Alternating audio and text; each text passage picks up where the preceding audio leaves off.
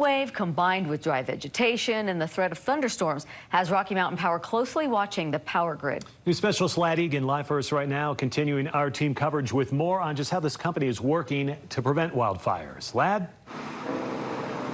Rocky Mountain Power created its weather department about 18 months ago. On a day like today, they are watching for monsoon thunderstorms, dry lightning, and microburst winds.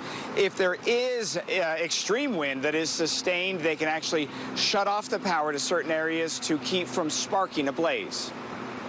What is the wind doing around our power lines hour by hour, and how? Meteorologist Steve Vanderberg heads up Rocky Mountain Power's Weather Center. Weather is a huge impact on the grid. The department has only existed a year and a half. Between Utah and Oregon, a team of 5 meteorologists runs sophisticated weather modeling. We're actually investing in not just real-time modeling, but we're going back and looking at 30 years of hourly weather data and then using that to train and build machine learning models that can then predict what the impacts of that weather is going to be. This time of year, they are also simulating how fires would behave. Wind is one of the main dangers. Trees breaking, falling down, those trees can fall into lines. You might see, with very strong winds, we could potentially see damage to our infrastructure. They are tracking the moisture content in the grasses and bushes under power lines. If we have a major wind event coming and the fire danger is very high, this is the technology that's really going to help us understand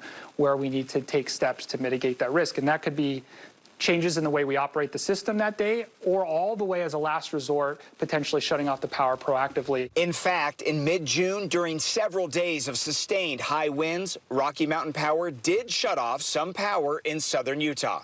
We actually did have to de-energize very small portions of some circuits in southern Utah when the winds got to points where we had to be concerned about potential outages and damage.